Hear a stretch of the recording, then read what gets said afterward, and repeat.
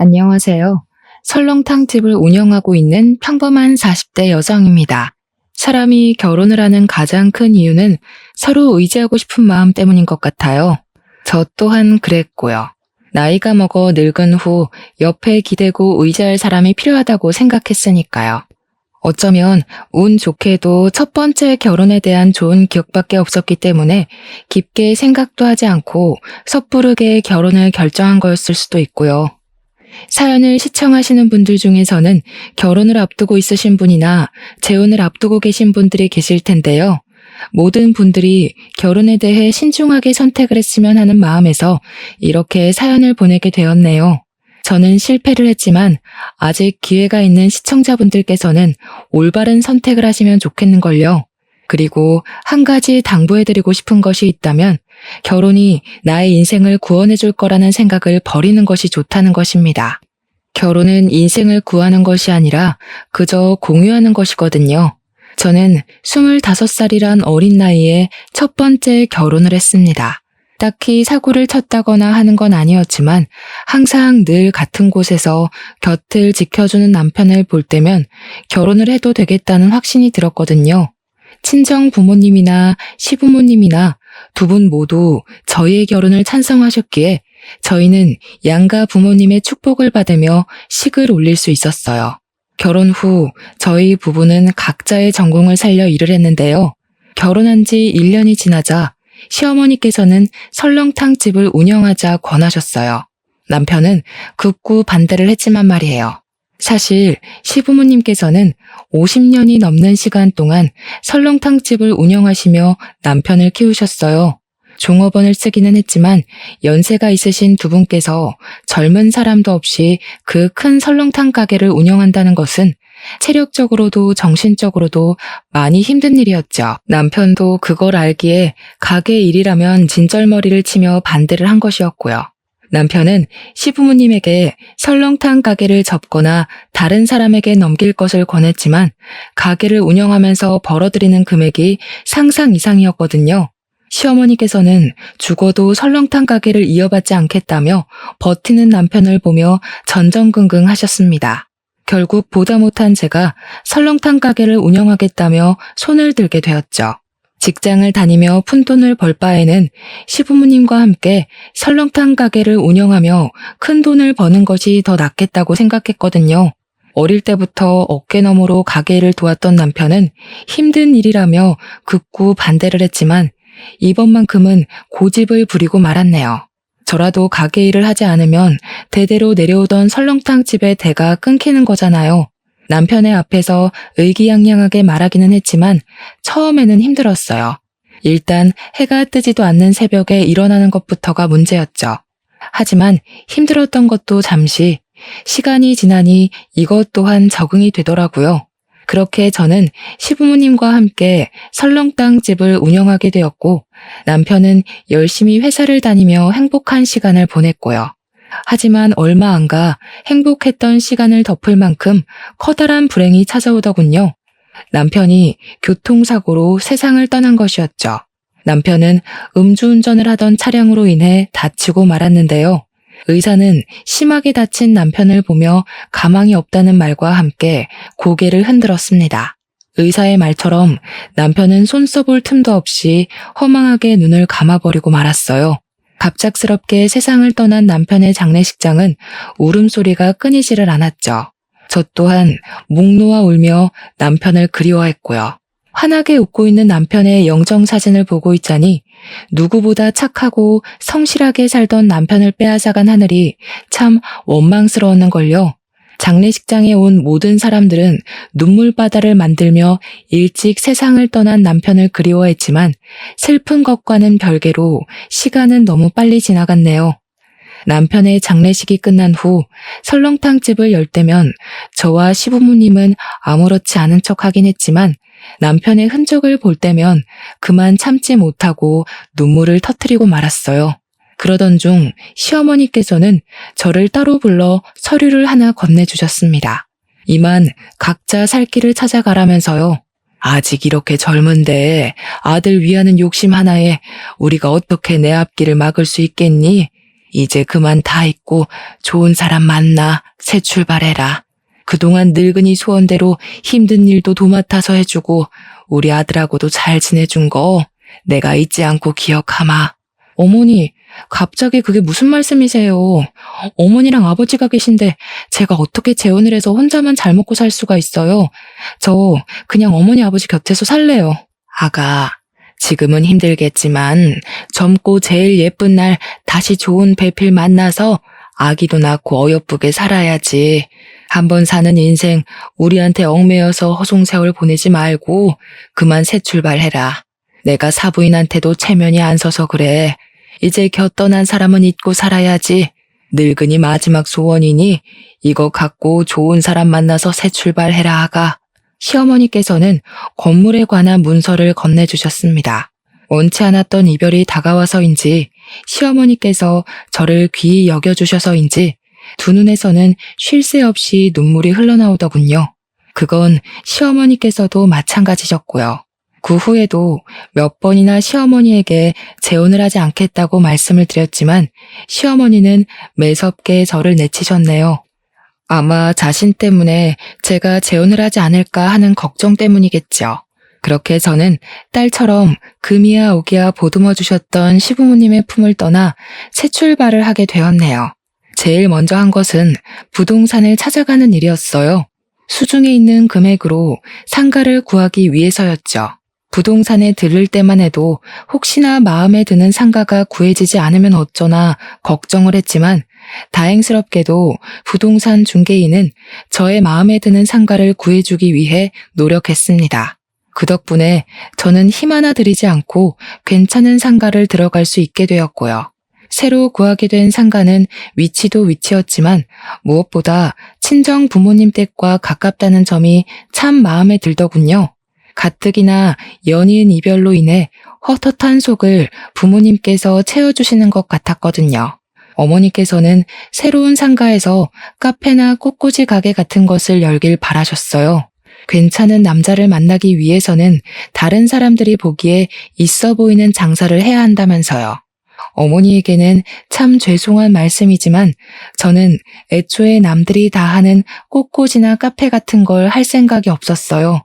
비록 시부모님과 이별을 하기는 했지만 50년이 넘는 시간 동안 운영하시던 설렁탕집을 저라도 대를 이어서 운영하고 싶었으니까요. 그래서 부모님의 반대도 무릅쓰고 다시 설렁탕 가게를 차리게 된 것이었죠. 간단하게 상가를 수리한 후 바로 영업에 들어가고 저는 장사가 안 되면 어쩔까 하는 걱정을 할 틈도 없이 바쁘게 움직이게 되었어요. 사람들의 소문을 듣고 전국 방방곡곡에서 찾아왔거든요. 부모님께서는 하루라도 빨리 좋은 사람 만나 재혼하길 원하셨지만 가게 일만으로도 눈코 뜰 새 없이 바빴기에 지난 3년 동안 재혼 상대를 찾기는커녕 제대로 된 연애 한 번 하지 못하고 일만 하게 되었죠. 하지만 등잔 밑이 어둡다는 말처럼 저는 3년 만에 운명처럼 다가온 사람과 새로운 인연을 시작하게 되었습니다. 바로 건물을 구해주었던 부동산 중개인이었죠. 부동산 중개인은 일주일에 4번은 꼭 저희 가게로 출근 도장을 찍었고 이를 계기로 저희는 허물없는 친구 사이가 되게 되었답니다. 다른 사람에게는 할 수 없던 이야기까지 털어놓으면서요. 친구처럼 허물없이 지내다 보니 부동산 중개인은 어느 순간부터 호감을 표시해 왔는데요. 처음에는 망설여졌습니다. 아무리 서로의 마음에 통한다고 해도 개인의 사정이 있는 여자를 중개인의 집에서 환영할 리가 없잖아요. 하지만 그럴 때마다 중개인은 온전히 저의 편이 되어주겠다 약속을 하였고 진실한 그 마음에 반해 결국 저도 마음의 문을 열게 되었답니다. 부모님께서는 드디어 제가 번듯한 남자를 만나 재혼을 한다며 기뻐하셨지만 중개인 쪽 가족들이 마음에 걸리더군요. 아무리 돈을 많이 번다고 해도 한 번 결혼한 흠이 있는 여자를 반겨줄 분은 없으실 테니까요. 그런데 이런 걱정이 무색할 정도로 예비 시부모님은 오히려 이상한 상상을 한 제가 부끄러울 정도로 잘 대해주셨어요. 차별했다는 것을 알고 있는데도 말이에요. 아이고, 젊은 나이에 신랑 먼저 보내고 얼마나 적적하고 힘들었을까. 이혼도 서너 번씩 하는 마당에 우리는 며느리 과거 같은 거 신경 안 써요. 요즘이 어디 조선시대도 아니고. 여자가 이혼 좀 한 게 뭐 그리 흔흠이라고. 그냥 마음 맞는 사람끼리 살림 차려서 백년해로 하면 그만인걸. 이해해 주셔서 감사합니다, 어머니. 너무 큰 흠이 있어서 어머님, 아버님께서 결혼을 반대하시면 어떡하나 솔직히 걱정을 많이 했거든요. 근데 어머님, 아버님이 이렇게 따뜻하게 대해주시니 제가 괜한 생각을 한 것 같아서 참 부끄럽네요. 앞으로 결혼하고 나면 기쁜 일만큼 힘든 일도 많겠지만 그럴 때마다 어머님, 아버님처럼 현명하게 어려운 일 헤쳐나가도록 하겠습니다. 우리 며느리가 좋은 대학 나왔다고 하더니 역시 배운 사람은 뭐가 틀려도 틀려. 아, 결혼해서 지지고 볶고 싸워도 이혼 안 하고 살겠다는 말을 이렇게 고급스럽게 하잖아. 안 그런가, 임자? 당신, 괜히 결혼도 안 한 애들 앞에서 입방정 떨어서 집안 망신시키지 말고 점잖게 좀 있어요. 결혼도 안 한 마당에 시아버지가 무게도 없이 촐싹거리면 며느리가 당신을 뭐라고 생각하겠어요? 제발 채통 좀 지켜요. 우리 이이가 아가씨 같은 며느리 볼 생각에 기뻐서 호들갑을 떤 거니까 너무 안 좋게 생각하지는 말아요. 알았죠? 그럼요. 오히려 아버님께서 워낙 밝으셔서 좋은걸요. 제가 기준 씨도 잘 만났지만 어머님, 아버님 같이 다정하고 쾌활하신 분과 가족이 될 수 있어서 참 다행인 것 같아요. 그럼요. 우리 집이 돈이 없어서 그렇지 화목하기는 얼마나 화목한데 아가씨는 우리 집에 시집 온 걸 감사하게 생각해야 된다니까. 어머님, 아버님을 보니 이 사람과 결혼을 결심하길 참 잘했다는 생각이 들었어요. 아무리 남편이 좋다고 해도 시부모의 등살 때문에 부부의 인연을 다하지 못하고 헤어지는 사람들이 얼마나 많은데 저희 시부모님께서는 힘이 있는데도 불구하고 흔쾌히 저를 가족으로 받아주시니 참 감사한 일이었죠. 결혼을 한 후에는 하루하루가 행복했습니다. 남편과 함께 신혼을 즐기고 있자니 오랫동안 잊고 있던 행복감이 물밀듯이 밀려왔는 걸요. 한 가지 아쉬운 것이 있다면 시부모님께서는 가끔씩 아무런 연락도 없이 불쑥불쑥 신혼집을 찾아오신다는 문제가 있었지만 그건 큰 문제가 되지 않았어요. 가끔 불편하기는 해도 모든 것이 친해지고 싶어서 한 행동이신 거니까요. 곧 가족으로서 빠르게 적응하고 나면 이런 행동은 없어질 거라고 굳게 믿었고요. 하지만 이건 어디까지나 혼자만의 착각이더군요. 시부모님께서는 쾌활하게 가족으로 맡아주신 것이 아닌 잠깐 자신들의 욕심을 위해 쾌활한 척 탈을 쓰고 연기를 하고 있는 것이었죠. 결혼한 지 4개월이 조금 넘어갈 무렵 시어머니의 생일잔치로 인해 모든 가족들이 시댁으로 모이게 되었는데요. 시어머니께서 받은 모든 선물을 받으신 후 술판이 벌어지게 되었어요. 술잔을 주고받던 중 술기운이 잔뜩 오른 남편은 도련님에게 실언을 하게 되었습니다. 설렁탕 가게를 운영하며 얼마를 벌어들이는지 대략적인 수입을 공개해버린 것이죠.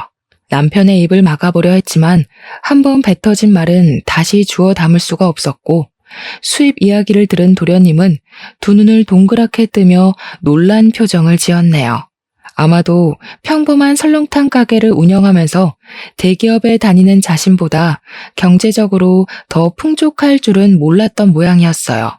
약간의 정적이 있은 후 도련님은 농담 반 진담 반으로 툭툭 농담을 던지기 시작했죠. 기분 좋은 농담이었다면 저 또한 웃는 낯으로 대했겠지만 도련님이 건넨 농담은 상당히 기분이 나쁘더라고요. 시댁 식구들이 다 모인 자리에서 전 남편의 이야기를 꺼내니 기분 좋게 대하는 것이 더 이상한 거잖아요. 이야, 우리 형수님 지금 보니 완전 날로 먹으면서 돈 버시네. 요즘 사람들 설렁탕이라면 잘 먹지도 않아서 간신히 입에 풀칠이나 하고 사실 줄 알았거든요. 의외네요. 힘 하나 안 들이고 떼돈 벌 줄 알았으면 나도 뼈 빠지게 공부해서 취업하는 게 아니라 설렁탕집이나 여는 건데. 말 나온 김에 나도 회사 때려치우고 설렁탕 가게나 하나 차릴까 봐요. 제대로 된 대학도 안 나온 형수도 이만큼 돈 벌어서 먹고 사는데 나라고 못할 건 없잖아요? 역시 우리 아들은 좋은 대학을 나와서 그런가 머리 하나는 기가 막히게 좋다니까. 여자 혼자 일하는 게 얼마나 힘든 일인데. 아가, 이참에 내 시동생한테 가게를 맡기는 게 어떻겠니? 원래 장사든 큰일이든 남자가 나서서 해야 잘 되는 법이잖니. 물론 여자 혼자서 그 큰 가게 운영한 것도 참 대단한 일이긴 하지만 그래도 가게 명의는 남자 이름으로 되어 있어야지. 그래야 무슨 일이 생겨도 든든한 남자 뒤에 숨어서 덕을 보지 않겠어? 그럼 저희 가게를 도련님 명의로 바꾸라는 말씀이세요? 그래, 갑작스럽겠지만 시간 지나고 보면 이 시엠이 말대로 하길 참 잘했다고 생각할 거다. 지금이야 너희 부부 사이에 애도 없으니 처녀 때랑 똑같이 식당 운영할 수 있다고 쳐도 애 낳고 살림하다 보면 그게 어디 쉬운 일이니? 집안일 하면서 애 보기도 벅찰 텐데 나중에 절절 매면서 일면식도 없는 사람한테 가게 맡겨서 홀랑 사기당하는 것보다 가족한테 맡기고 편하게 식당 일 봐주면서 월급 받아 먹는 게 좋지. 잠깐씩 일하고 월급 200씩 가져가면 그것만큼 좋은 직장이 어디 있니? 결혼한 여자는 어떻게 됐던 남자 주머니에서 나오는 돈을 받아 먹어야 편한 법이야. 서방도 있는 여자가 돈 욕심 부리는 것도 안 좋은 거다. 에이, 엄마. 아무리 그래도 사장님이었는데 200이 뭐예요? 만지던 돈이 있는데 못해도 250은 줘야지. 형수, 저 그렇게 쪼잔한 놈 아닌 거 아시죠? 저한테 가게 맡겨주시면 일 안 나오셔도 달에 250은 챙겨드릴 테니 저한테 가게 넘기는 거 잘 생각해 보세요. 형이랑 현수님 나이도 있는데 이제 편하게 애 가질 생각해야죠. 아무리 그래도 형이 우리 집 장손인데 우리 엄마한테 번듯한 아들 하나는 안겨줘야 될 거 아니에요. 참 기가 막혔습니다. 정중하게 부탁을 해도 분점을 내줄까 말까인데 아예 가게 명의를 도련님 앞으로 바꾸라니요. 실망한 것도 한두 가지가 아니었지만 그 중에서도 제일 기가 막힌 것은 아이를 낳으면 당연히 육아는 엄마의 몫이라고 생각하는 시어머니의 행동이 제일 어이가 없었네요. 아이를 낳는 것은 부부 두 사람의 노력으로 이루어지는 건데 아이를 키우는 것은 온전히 엄마만 해야 된다니요. 말이 안 되잖아요. 입을 꾹 다물고 있자 도련님은 제 손을 잡고 일어나며 당장 명의부터 바꾸자고 말을 하더군요. 콧노래를 부르며 겉옷을 걸치는 시어머니도 강제적으로 손을 잡아 끄는 도련님도 참 뻔뻔하다는 생각이 들었습니다. 이대로 멍청하게 있다간 아무런 노력도 안 한 사람들에게 그대로 가게가 먹혀버릴지도 모른다는 불안감도 같이 느꼈고요. 그래서 도련님에게 잡힌 손을 빼내며 단호하게 설명을 했죠. 아무리 생각해도 이건 아닌 것 같네요. 제가 설렁탕 가게 운영하는 3년 동안 도련님이 저한테 도움 준 적 한 번도 없잖아요. 어머니도 마찬가지고요. 말이야, 제가 걱정되어 그러는 거라고 하지만 실상은 지금 운영하는 가게가 돈이 잘 벌린다고 하니까 어떻게든 가게에 자기 숟가락 올리려고 용쓰는 거잖아요. 지금 도련님이 하시는 행동은 남의 재산 날로 먹으려고 하는 도둑놈이랑 다를 게 없는 거예요. 형수 말씀이 좀 지나치신 거 아니에요? 저도 돈 벌 만큼 버는 놈입니다. 도둑이라뇨. 듣기 거북하네요. 제가 말하는 게 듣기 거북하셨나요? 저도 똑같아요. 노력이라고는 털끝만큼도 안 한 사람이 돈 된다는 말에 군침 흘리면서 유관이 뭐니 쓸데없는 말 갖다 붙이면서 가게를 통째로 삼키려고 하는데 기분이 좋을 리가 없죠.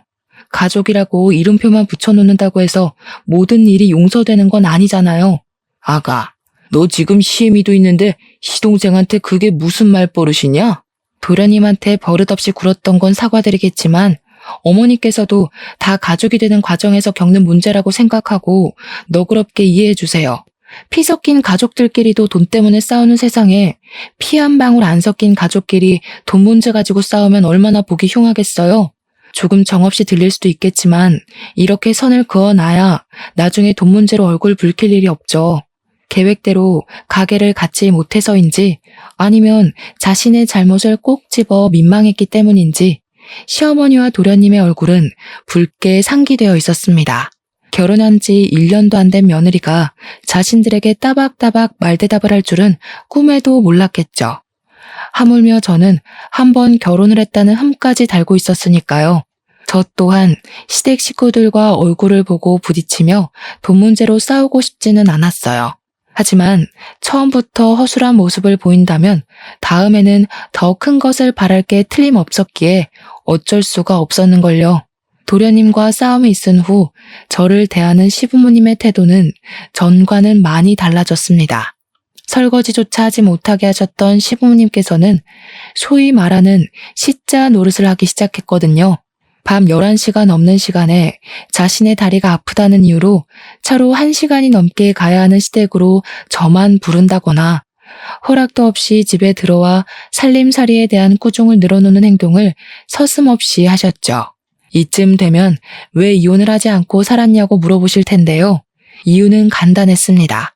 시댁 식구들 사이에서 남편은 갈등을 중재하기 위해 부단히 노력을 했으니까요. 하루하루 살얼음판 같은 시간을 보내던 중 도련님께서도 결혼을 하며 아파트로 이사를 가기로 했는데요. 아쉽게도 1억이 모자라 평수가 작은 집으로 이사를 가야 된다고 하소연을 하더군요. 그 말을 듣자마자 시어머니는 점수를 딸 수 있는 좋은 기회라며 당장 통장을 털어 1억을 보태라고 말씀을 하셨고요. 빌려주는 것이야 그럴 수도 있겠지만 눈치를 보아하니 도련님은 1억을 꿀꺽할 생각인 것 같았어요. 그래서 단칼에 거절을 했죠. 적은 돈도 아니고 억이나 되는 돈을 남의 손에 쥐어줄 수는 없는 일이잖아요. 남이 쓰던 중고품을 불쌍해서 걷어줬더니 어디 감히 시댁 어려운 줄을 모르고 따박따박 말대답을 해. 네 어미가 집에서 시부모 앞에서 말꼬리 잡으면서 대들라고 그렇게 버르장머리 없이 가르치던? 이래서 남 손때 탄 헌건 집에 들이는 게 아니라고 했는데 어떻게 사람한테 어떻게 중고품이라는 말을 할 수가 있어요? 이 사람이나 되니까 저랑 결혼해서 살아주는 거예요. 이 사람 아니면 저 아직도 노총각 신세 못 면하고 어머니 밑에서 밥이나 축내면서 살았을 거라고요. 어머니가 이 사람 물건 취급하면서 하대하면 제가 무슨 낯으로 장인어른이랑 장모님을 뵙겠어요? 1억이 땅 파서 나오는 푼돈도 아니고 통장에 1억이 없어서 못 빌려주는 게 저희 잘못은 아니잖아요. 뭐야? 장손이라고 귀 키워놨더니 어디 저런 되바라진 것한테 올려서 어미한테 대들어? 남들한테 웃음 팔고 술 팔아 장사하는데 통장에 1억이 없기는 왜 없냐? 그저 저 몹쓸 것이 피 한 방울 안 섞인 시댁 식구들한테 돈 쓰기가 아까우니까 발 빼는 거지. 나는 가족한테 돈 아끼면서까지 구두쇠짓 안 한다. 너 같은 거 며느리라 부르기도 싫고 우리 집에 들이기도 싫다. 그러니 당장 짐 싸서 나가.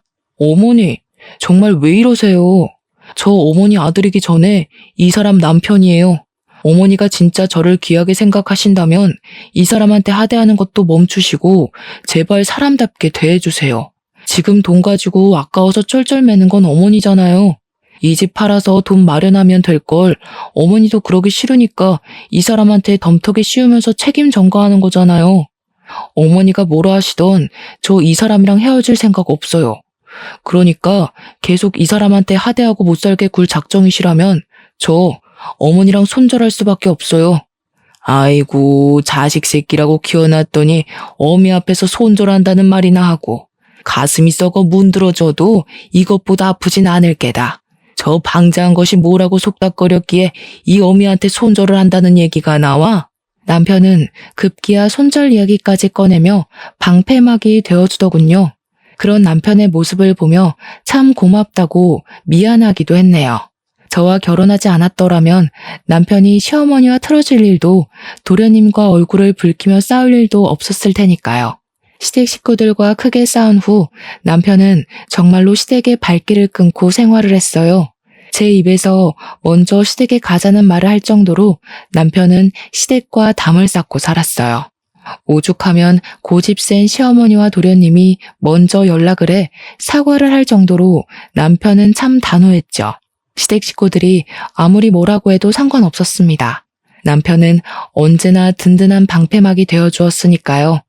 시댁 식구들이 뭐라고 하던 든든한 편이 되어주는 남편이 있으니 결혼 생활을 하는 동안 크게 불편한 점은 없었어요. 그렇게 저희 부부는 한동안 잔잔한 시간 속에 여유로운 신혼생활을 즐길 수 있었네요. 하지만 사람이 살면서 계속 좋은 일만 있을 수 없듯이 저희에게도 문제는 찾아왔어요. 전세 사기가 극성을 부리며 부동산 중개업 일이 이전처럼 수입이 나오지 않는 것이었죠. 중개업 일은 생활비를 간신히 충당할 정도로 사정이 안 좋아졌고 남편은 다른 일감을 찾아 일을 하게 되었는걸요. 막노동 일로 힘들어하는 남편에게 가게를 같이 하자고 제안을 했는데요. 그렇게 되면 부부끼리 같이 할 시간이 줄어든다며 고개를 흔들더군요. 물론 같이 가게를 연다면 같이 할 시간이 줄어들기는 하겠지만 그래도 막노동 일로 피곤에 찌들어 여기저기 파스를 붙이는 모습을 보는 것보다는 나을 것 같았습니다. 계속해서 가게 운영에 대한 문제로 실랑이를 하던 중 남편은 뜻밖에도 사업을 하겠다며 돈을 빌려달라고 하더군요. 중고차 사업 말이에요. 처음에는 의아했지만 남편은 평소 차를 좋아하기도 하고 차에 대한 지식도 많은 편이었기에 중고차 사업을 시작하면 잘할 수 있을 거란 생각이 들었고 남편에게 사업 자금을 빌려주게 되었죠. 사업 준비가 마무리되자 남편은 손을 꼭 잡으며 자신이 꼭 성공해 설렁탕 가게를 열지 않아도 떵떵거리고 살 수 있을 정도로 돈을 많이 벌어주겠다고 말을 했는데요. 일어날 리 없는 터무니없는 말이긴 했지만 기분이 좋긴 했습니다. 현실 가능성이 있든 없든 남편이 저를 위하는 마음만은 진심인 거잖아요. 남편의 마음을 믿었기에 사업이 잘 될 거라 믿어 의심치 않았는걸요. 하지만 단단하다고 생각했던 믿음은 그리 오래가지 못했습니다.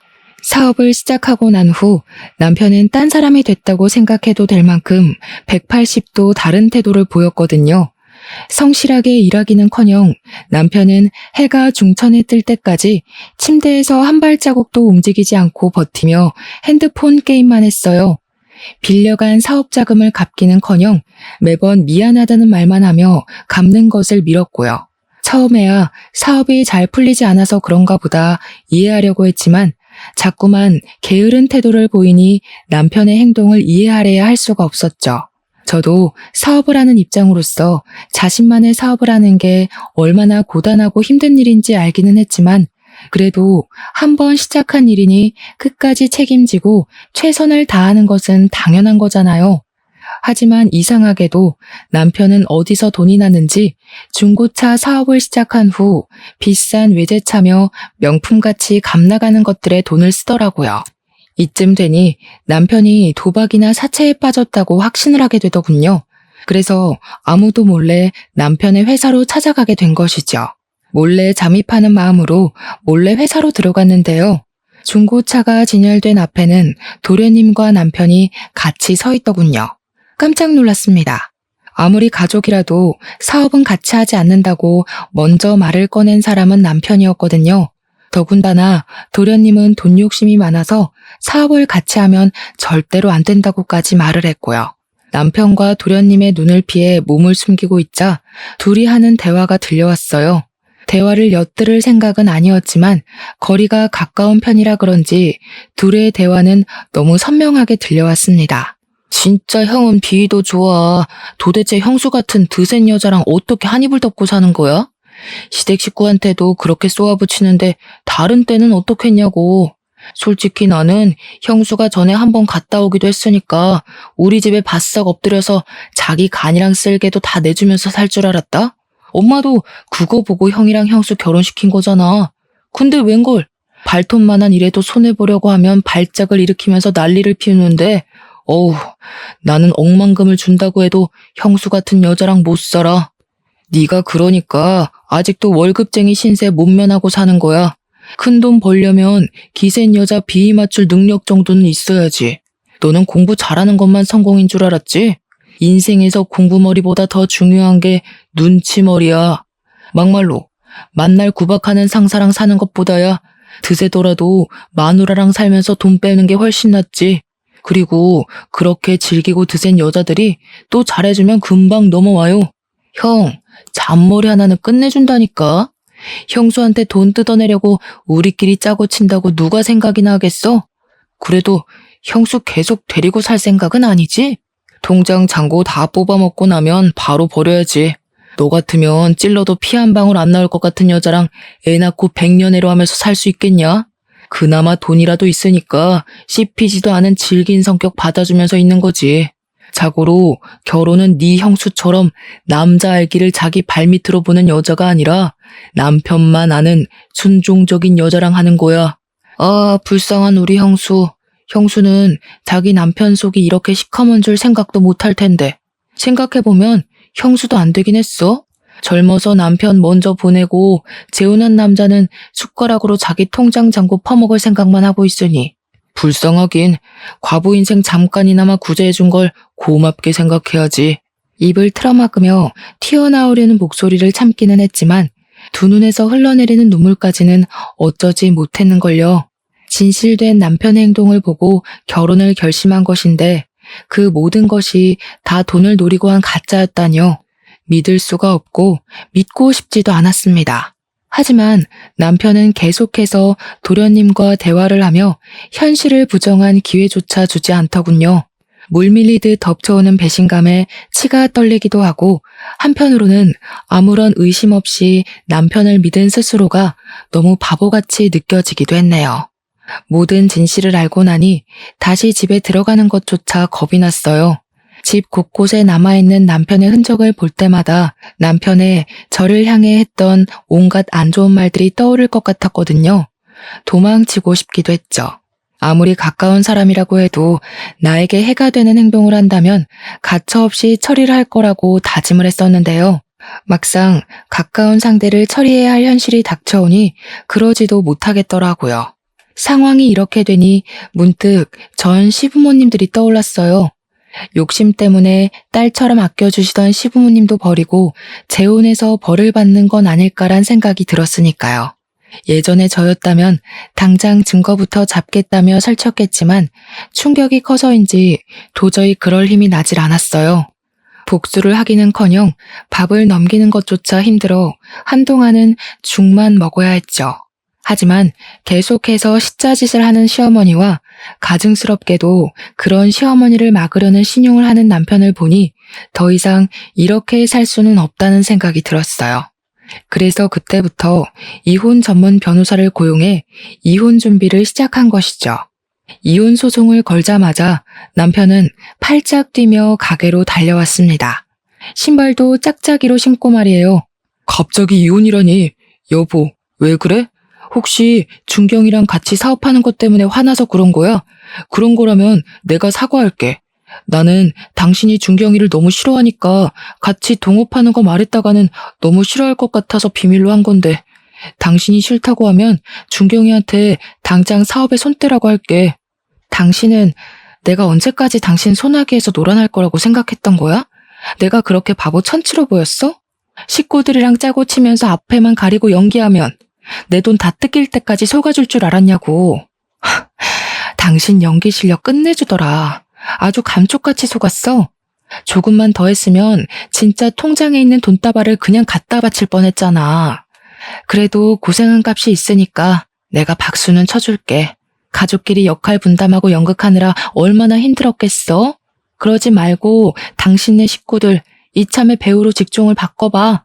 사람 하나 바보 만들 정도로 실력이 훌륭하신 분들인데 대한민국 배우 생활 하나 제대로 못하겠어? 오, 연극이라니? 당신 꿈꿔? 도대체 무슨 말을 하는 거야? 이렇게까지 말하는데도 남편은 딱 시치미를 떼더군요. 그 모습이 얼마나 가짠턴지 실소가 새어나올 지경이었어요. 한편으로는 안타깝기도 했죠. 조금만 더 애를 썼다면 재산이고 가게고 홀랑 넘겨주었을 테니까요. 저한테는 참 감사한 일이었죠. 남편이 멍청한 덕에 가게는 물론 통장까지 지킬 수 있었으니까요. 저번에 회사 갔을 때 당신이랑 도련님이 얘기하는 거 들었어. 기세고 남편 위할 줄 모르는 여자랑 백년해로 하기 싫다며 원하는 대로 당신 놓아줄 테니까 지금이라도 말 잘 듣는 고분고분한 여자 찾아봐. 당신 연기 실력이면 그런 여자 하나 꼬시는 건 일도 아니잖아. 돈 좀 있다고 해서 흠 있어도 데리고 살려고 했었는데 이런 식으로 나오면 재미없지. 돈이라도 없으면 내가 당신같이 남 손 탄 여자랑 왜 사는데? 이혼? 나도 당신 같은 여자랑 살기 끔찍해서 지금 당장이라도 이혼하고 싶어. 근데 당신한테 쏟아부은 시간이 아까워서라도 그냥은 못 헤어지지. 나도 변호사 선임해서 재산 분할값은 톡톡히 받아낼 테니까 두고 봐. 나야 다른 여자 만나서 재혼하면 그만이지만 결혼을 2번씩이나 실패한 당신한테는 나랑 헤어지고도 기회가 있을지 모르겠네. 이혼녀 꼬리표가 시간 지난다고 사라지는 것도 아니고 주제 파악을 이렇게 못해서 되겠어? 당신 같은 사기꾼한테 내 재산 뜯겨가며 말년에 돈 없어서 절절거리는 것보다야 이혼녀 꼬리표 달고 마음대로 돈 쓰면서 인생 즐기면서 사는 게 훨씬 낫지. 그리고 자기만 고고한 척 깨끗한 척 하지 마. 나한테 이혼녀 꼬리표가 붙었으면 당신 이마에는 사기꾼이라고 써붙여져 있으니까. 뭐야? 이제 이혼해서 서방이고 뭐고 눈에 뵈지도 않는다 이거야? 지금까지 사기꾼보다 더한 인간을 남편이라고 한 이불 덮고 자면서 내 돈으로 사업까지 차려줬는데 눈에 뵈는 게 있겠어? 혹시나 딴 말 할까봐 말하는 건데 나 당신한테 빌려줬던 사업 자금 무조건 받아낼 거고 위자료도 청구할 거야. 어이구, 돈도 많으신 양반이 그깟 5천만 원이 아까워서 소송을 건다고? 나는 가만히 있을 것 같아? 판사가 남편을 2번이나 갈아치우는 당신 편을 들어줄지 아니면 당신같이 드센 여자 만나서 고생한 순진한 내 말을 들어줄지 어디 두고 보자고. 어디 판결이 사람 얼굴 보고 나니? 쓸데없는 소리 하지 말고 위자료나 준비해놔. 그리고 남이 쓰던 거 가져다 쓰는 건 당신 특기잖아. 그래서 나랑 결혼도 하고 남의 타던 중고차도 가져다가 파는 거지. 남이 쓰던 흠 있는 여자 주워서 결혼했다고 신세 탓하지 말고 제발 주위를 돌아봐. 당신 눈이 남이 쓰다 버린 중고품 정도밖에 안 돼서 그런 거니까 오히려 본색을 드러낸 남편에게 고마웠습니다. 덕분에 아무런 미련 없이 이혼 소송을 준비할 수 있었으니까요. 이혼 소송을 하며 저희는 별거를 하게 되었는데요. 눈치를 보니 남편 또한 변호사를 만나고 있는 것 같더라고요. 이혼 소송을 하는 것은 생각보다 힘든 일이었습니다. 상대방에게 이혼 책임이 있는 것과 별개로 재산이 많은 쪽이 재산 분할을 해줘야 했거든요. 남편도 이걸 노리고 더 많은 재산 분할을 갖기 위해 애를 쓰는 것 같았어요. 참 괘씸했죠. 아무런 노력도 없이 시댁 식구들 앞에서 몇 번 연기를 한 것이 전부인데 재산을 나눠달라고 하다뇨. 기부를 할지언정 절대로 남편에게 재산을 나눠주고 싶지 않았습니다. 그래서 많은 돈이 깨지는 것을 감수하면서 몸값이 비싸기로 유명한 변호사를 고용한 것이죠. 이혼 소송을 시작한 후 시어머니께서는 직접 설렁탕 집까지 찾아와 행패를 부렸네요. 이혼한 주제에 방자하게 자기 아들에게 이혼 소송을 걸었다면서요. 가게 일을 도와주시던 부모님께서는 행패를 부리는 시어머니를 보며 옷소매를 걷어붙이셨는데요. 저는 화를 내는 부모님을 말렸어요. 아무리 화가 난다고 하더라도 이혼을 하기 위해서는 증거를 남기는 것이 제일 중요하잖아요. 시간이 지나고 시어머니에 이어 시아버지까지 합세를 했습니다. 결국 거세지는 난동에 부모님은 가게 문을 박차고 나가 화를 내셨죠. 도대체 딸 교육을 어떻게 시켰길래 이혼녀 딱지단 주제에 우리 아들한테 이혼을 요구한답니까? 사부인은 애한테 시댁 식구들을 발밑으로 봐도 좋고 자기 인생 구해준 남편한테 막대해도 좋다고 가정교육을 그렇게 개같이 가르치셨습니까? 아이고, 누가 들으면 그쪽 아들은 아주 대통령감인 줄 알았게요. 돈도 못 벌어서 마누라 등골 빼먹는 비렁뱅이보다야 이혼녀가 100배 1000배 낫죠. 이제 보니 이서방만 뻔뻔한 게 아니라 사부인네 가족 전체가 아주 얼굴에 철판을 깔았네요. 그게 아니면 가족끼리 똘똘 뭉쳐서 사람 하나 속여먹는 몰상식한 짓은 안 할 테니까요. 아무리 돈이 좋다고 해도 그렇지. 어떻게 다른 사람도 아니고 며느리 돈을 뺏어갈 생각을 하세요? 사돈같이 돈에 눈 멀어서 몰상식한 행동하는 사람들 때문에 대한민국의 시어머니들이 다 욕먹는 거예요. 이 여편네가 진짜 보자 하니까 이래서 가정교육이 중요하고 하는 건데 어미나 딸년이나 독종이 따로 없으니 어디 우리 아들이 숨막혀서 살겠습니까? 당신 딸년이 우리 아들이랑 살겠다고 해도 내가 반대할 거니까 당장 돈이나 내놔요. 말씀하시는 거 하곤 참 기품이 넘치십니다. 사돈, 자기 마음에 안 든다고 욕이나 찍찍 뱉어대시고 어디 계속 상스러운 말씀만 해보세요. 그럴수록 사돈 이미지만 깎아내려지는 거니까. 그리고 왜 우리 딸이 그쪽 아들한테 돈을 줘야 됩니까? 먼저 사기꾼처럼 우리 딸 돈 가져가겠다고 사기친 사람이 누군데?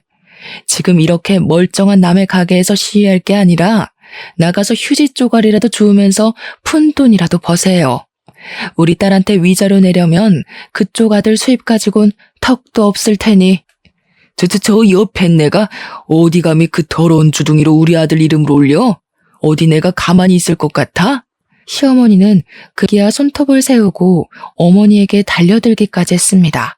시아버지와 아버지가 아니었다면 몸싸움이 크게 벌어지고도 남았을 만큼 시어머니는 격한 감정을 주체하지 못하고 있었어요. 시어머니는 시아버지에게 잡히고도 정신을 못 차리고 씩씩거리며 화를 냈는데요. 저는 그런 시어머니 앞에 고개를 숙이고 큰 절을 올렸네요. 재산 분할 문제로 골머리를 썩고 있었는데 이렇게 몸소 나서주시니 감사해서 제가 뭐라 드릴 말씀이 없네요. 어머님이 저희 가게 와서 깽판만 안 쳐주셨어도 그이한테 갈 재산이 좋기 30%는 넘었을 텐데 어머니 덕분에 이제 그이를 땡전 한 푼 안 드리고도 쫓아낼 수 있게 됐으니 제가 감사하다는 말씀을 안 드릴 수가 없네요. 어머니, 큰돈 나가지 않게 힘써주셔서 정말 감사드립니다. 이렇게까지 해주시다니 감동입니다. 뭐? 우리 아들을 땡전 한 푼 안 주고 쫓아내? 걷어준 은혜를 원수로 갚아도 유분수지. 어디 감히 건드릴 게 없어서 귀한 우리 장손을 건드려? 지금이야 네가 이긴 것 같지? 두고 봐라. 다시는 두 다리 뻗고 못 자게 만들어줄 테니까. 당신 그만해. 여기서 더 했다가는 재산 분할은커녕 돈도 못 받고 쫓겨날 수 있다고. 돈이 걸린 문제인데 화가 나도 참아야지. 시아버지께서는 간신히 시어머니를 진정시켰습니다. 아무리 몰상식한 사람이라고 해도 돈은 무서웠던 모양이었어요. 시어머니가 입에 담지도 못할 말을 하며 가게 앞에서 행패를 부린 덕분에 이혼 소송은 점점 저에게 유리한 쪽으로 돌아갔는데요. 변호사와 함께 열을 올리며 모아온 증거를 살피던 중 한 통의 전화가 오더군요. 상대는 남편의 친구였죠. 의아해하며 전화를 받자 남편의 친구는 잠시 만나자고 했어요. 일단 만나기로 한 장소로 나가기는 했지만 그래도 머릿속에는 계속 의문이 들었네요. 남편 친구는 마리아 친구지 사실은 남편과 사이가 별로 좋지 않았거든요. 결혼식 이후 한 번도 보지 않을 정도로 말이에요. 딱 한 번밖에 보지 않은 사이였기에 만나지 않았는데도 어색한 공기가 느껴지는 것 같더라고요. 그런데 남편 친구를 만난 순간 그런 시시한 어색함 따위는 금세 잊고 말았습니다. 남편 친구는 다짜고짜 고개를 숙이며 제발 도와달라고 부탁을 했으니까요. 처음에는 당황스러워 어쩔 줄을 몰라 했지만 숨겨진 사정을 듣고 나니 남편 친구의 행동에 고개를 끄덕이게 되었어요. 사실 남편이 도련님과 운영하는 중고차 사업은 둘만 하는 것이 아니라 정과가 있는 깡패들과 함께하는 것이더라고요. 합법적인 방법으로 사업을 했다면 괜찮겠지만 문제는 남편이 하는 일이 합법적이지 않다는 것이었죠. 남편은 중고차를 사고 파는 과정에서 나이가 어린 사람들을 중심으로 폭행과 협박을 서슴지 않으며 자기들이 편한 대로 이득을 취한 것이죠. 강력계 형사로 일을 하고 있는 남편 친구는 사촌 동생을 통해 우연히 알았던 거고요. 남편은 친구의 사촌 동생에게 자신이 했던 대로 깡패를 동원해 반협박식으로 폐차 직전에 중고차를 비싼 가격에 팔아버렸거든요. 모든 사실을 알고 나니 남편을 절대 용서할 수 없었어요. 한 점 부끄러움 없이 번 제 돈으로 다른 사람에게 피해를 주며 돈을 벌다뇨. 그건 물건을 팔고 합당한 이득을 취한 것이 아니라 그저 무력을 사용해 돈을 빼앗은 거잖아요. 남편 친구를 도와주기로 한 후 바로 택시를 타고 남편 회사로 향했습니다. 차를 타고 간다면 남편에게 덜미가 잡혀 증거를 잡기는커녕 오히려 역효과가 나타날 수도 있으니까요. 그런데 뜻밖에도 남편이 불법적인 일로 돈을 벌고 있다는 증거보다 먼저 알게 된 중요한 사건이 있었어요. 바로 남편이 다른 여자와 외도를 저지르고 있다는 것이었죠. 남편은 제가 와 있는 줄도 모른 채 다정하게 내연녀와 깨어는 채 비싼 외제차를 타고 어디론가 향하더군요. 남편이 외도를 저지르고 있다는 것을 발견했을 때는 배신감이 들기는 했지만 그렇다고 사경을 헤매며 모든 것을 포기할 정도로 힘들지는 않았네요. 이미 남편이 회생 불가능한 쓰레기인 걸 안 상태였기에 크게 충격적이지 않았거든요. 남편이 외도를 저지르고 있는 것을 카메라에 잘 담은 후 담장 너머로 사무실을 크게 돌았는데요. 아무래도 혼자서 증거를 잡기는 어렵겠더라고요. 그래서 친한 동생에게 사정을 말한 후 남편 회사에 청소부로 취업을 해달라고 부탁을 하게 되었죠. 마침 남편의 회사에서는 청소부를 구하고 있었기에 참 다행스러운 일이었죠. 그렇게 한 달 동안 친한 동생은 착실하게 자신이 모은 증거를 가져다 주었는데요. 모아놓은 증거를 본 순간 서류를 바닥에 떨어뜨리고 말았습니다.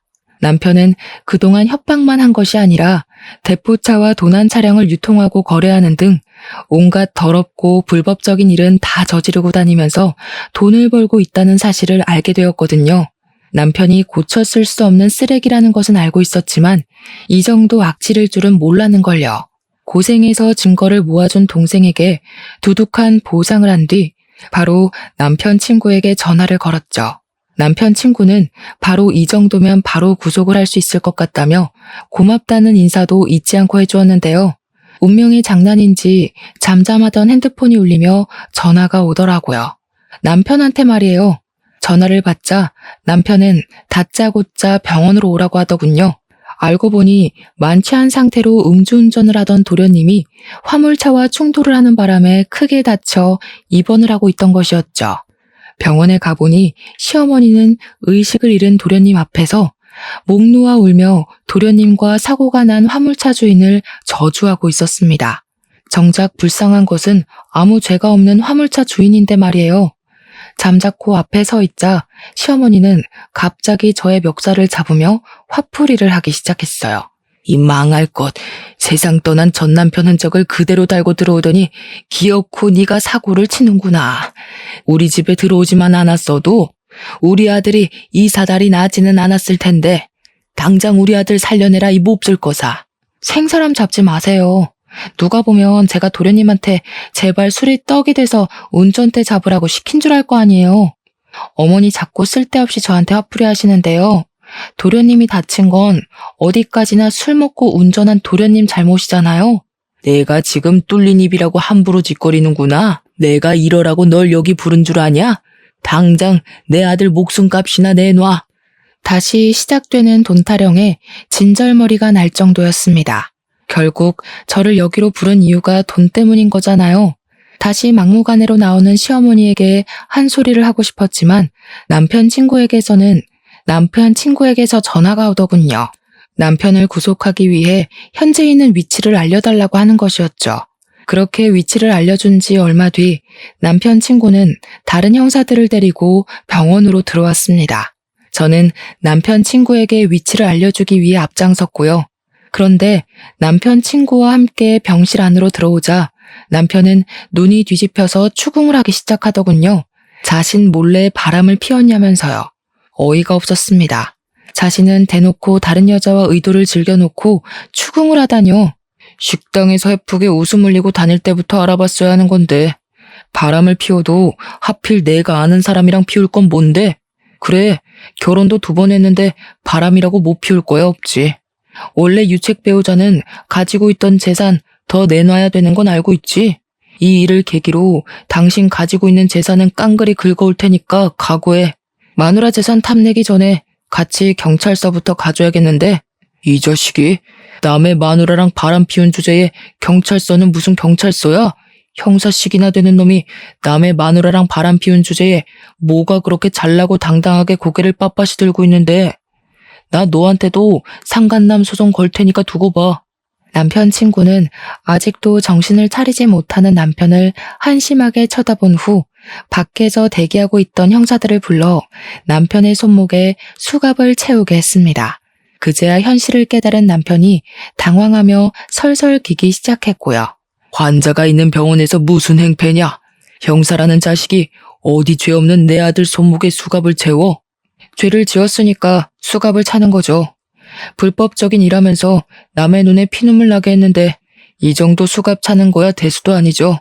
남편 친구는 그동안 남편이 저질렀던 모든 악행을 간단하게 설명했는데요. 그 말을 듣자마자 시어머니와 남편은 금세 바닥에 무릎을 꿇으며 싹싹 빌기 시작했습니다.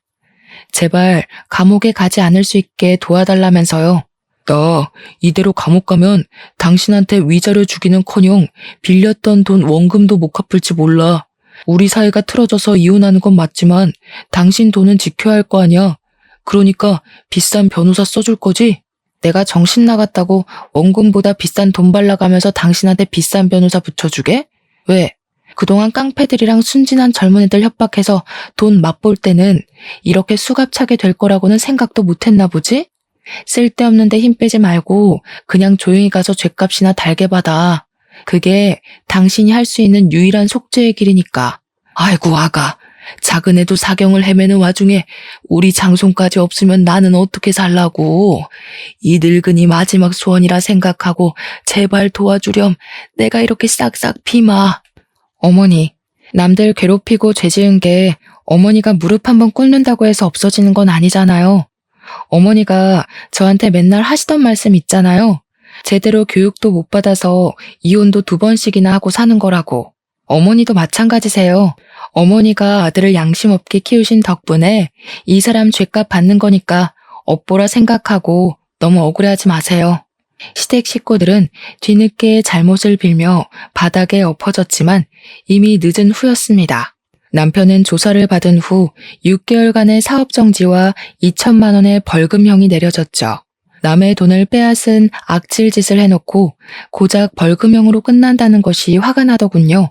하지만 벌금형을 받은 후 중고차 사업은 망하기 직전까지가 정리가 됐으니 죗값을 받은 셈이긴 했지만요. 사업을 접은 후 남편은 툭하면 가게를 찾아와 2번 이혼 후 혼자 살면 안 좋은 점들을 나열하며 재결합을 요구하는데요. 차라리 사람들의 손가락질을 받으면 받았지 죽었다 깨어나는 한이 있더라도 남편과 다시 잘해볼 생각은 손톱만큼도 없습니다. 애원이 통하지 않자 남편은 시부모님까지 데리고 와 같이 엉터리로 적힌 각서를 내밀며 다시 잘해보라고 말을 했어요. 각서에는 2번 다시 시댁과 연락하지 않겠다는 내용이 적혀 있었고요. 아들이 재결합하지 않는다고 하자 쪼르르 달려와 같이 무릎을 꿇기까지 하는데 시댁과 연을 끊고 산다니 절대 지켜지지 않을 내용이었죠. 자꾸 가게 찾아와서 영업 방해할 시간 있으면 나가서 돈이라도 벌어. 나한테 빌린 돈 아직도 안 갚았잖아. 위자료에 빌린 돈을 갚을 게 한두 가지가 아닌데 태평하게 무릎이나 꿇고 있으면 어떡해. 나는 당신한테 10원 한 장까지 다 받아낼 거니까 소송 걸리기 싫으면 가서 돈이나 벌어. 아무리 내가 잘못을 했다고 해도 같이 산 세월이 있는데 이 정도 잘못은 눈 감아줘야 되는 거 아니야? 앞으로 내가 잘할게. 인생에 딱 한 번 있을 실수라고 생각하고 제발 받아줘. 지금 당신을 다시 받아주면 이 일을 시작으로 사는 내내 사고치고 돌아다닐 텐데 내가 뭐가 아쉬워서 당신이 질질 흘리고 다닌 뒤치다거리만 하고 살아야 되는데 나 이래야 되니까 쓸데없는 소리 하지 말고 당장 나가. 자꾸 가게 앞에 버티고 서 있으면 당신 친구 부를 거야? 당신도 자존심이라는 게 있을 텐데 또 불미스러운 일로 친구 얼굴 보고 싶지는 않을 거 아니야. 재결합이 실패하자 남편은 작전을 바꾸었는지 말도 안 되는 금액을 부르며 재산 분할을 요구했어요. 원래라면 결혼한 지 3년이 지난 후였기에 남편에게 가지고 있던 재산을 나눠주는 것이 맞았지만 남편이 저지른 사건과 외도를 한 것을 증거로 제출하니 반대로 남편이 저에게 위자료를 줄 처지가 되었죠.